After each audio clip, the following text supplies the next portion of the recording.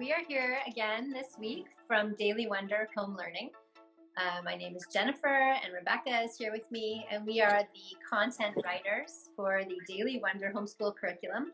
And every week we come on live at this time on Wednesdays to offer a parent education series. So Rebecca and I taught in the Waldorf school system for 20 years, and we did lots of parent education, lots of parent evenings.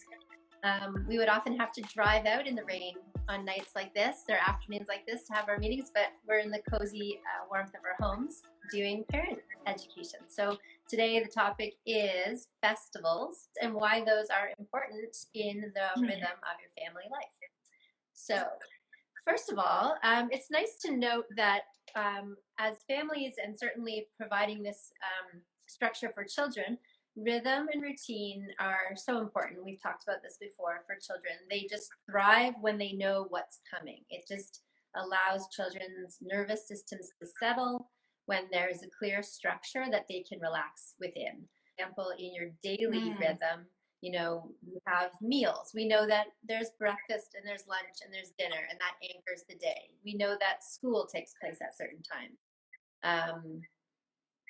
Whatever activities are happening. So the daily rhythm, you can see what that offers your child. But then when we widen and look at the year, that is a very, very long time for a child. It is actually unfathomable for a young child how long a year is. So there's no concept of time really before they're about 9 years old, and then it's developing slowly.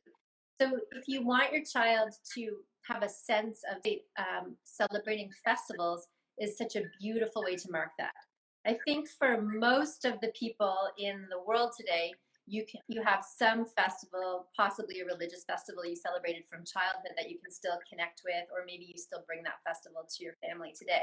So if you think about, for example, Christmas is a very, huge celebration each year in North America. So if you think of what Christmas has meant to you in your lifetime, or Hanukkah, or whatever festival you may have celebrated, it'll conjure up feelings of rhythm and ritual. What did your family do every year at this time? What clothing did you wear? What gift did you get? What food did you eat? What songs did you sing? It's something that just lives in the fibers of who you are, and it was probably the same thing every year, and it's so nourishing for the soul. So where we are today, we like to look at the seasons as a way of marking the year. It doesn't have to attach to a religion anymore unless that supports your family's values. It can just support the changes of the season and how that's connected to just all the unseen forces around us. If you have a very spiritual view, then you can be thinking about just this whole connection to the cosmos. The changes in the seasons are reflected in our own lives as well. And it's very meaningful as adults. If we're connecting with the depth of what's happening, for example, in this transition from summer to fall, whatever we're feeling, whatever we're processing, whatever we're aware of is moving through to our children unconsciously. You don't have to tell them the adult version of what you're experiencing, but they can feel that maybe in the mornings now you light a candle and things are quieter, or different foods that you're cooking now represent this coming inwards.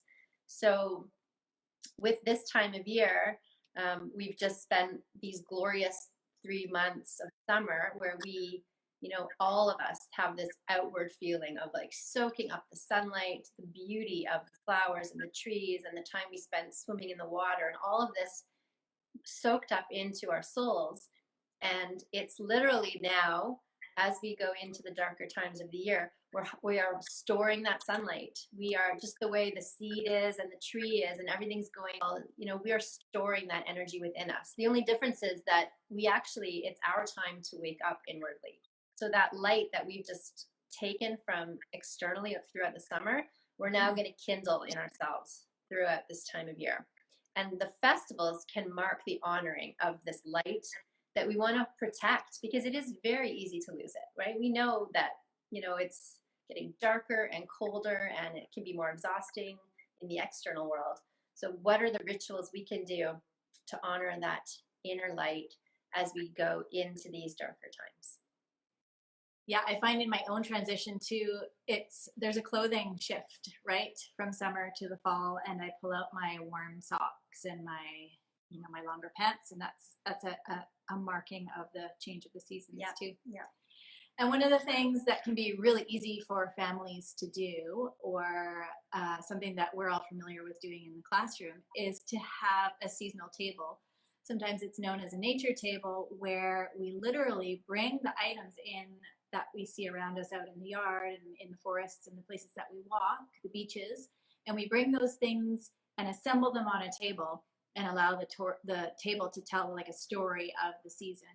And so often, if you were to do a Google search of the nature table, you would see something like a beautiful cloth or a silk in a color that matches the season, and maybe some characters that have been handmade to represent the stories that are told during that seasonal time.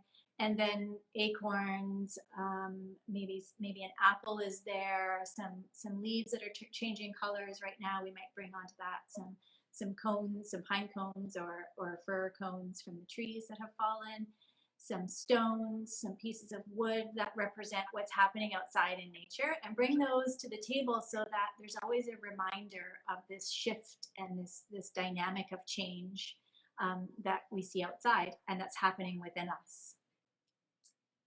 Mm-hmm. Yeah. Do you remember doing that in the classroom, Jen?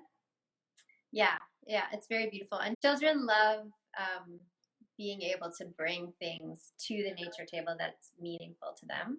So that's a beautiful way to mark this season, is to create a space for that table and ask your children to go find things that they would like to put on the table, that they find in nature right now. So yeah, that's really beautiful. Mm-hmm. Mm-hmm. Mm-hmm. And then it's easy enough to just change with the solstices, the equinox, to change the nature table and just let the things on the fall nature table pass away as you bring in the winter nature table, for example, and shift with the seasons in that way. Change the color of your fabric or cloth or elements, bring in a different character if you're using characters, and represent the seasons with what you see outside. Yeah, that's a nice way, an easy way to mark the changes. Mm-hmm. And so this was what we wanted to talk about today, was some things to look for, some ways to honor the time throughout the entire year. And next week, we wanted to bring a little bit about how Daily Wonder works with math. So we'll be talking a little bit about that next week. Anything to add, Jen? Nope, that's everything. Yeah, nice chatting with you. Nice chatting with you. Okay. See you next week. Okay, bye. Bye, everyone. Bye.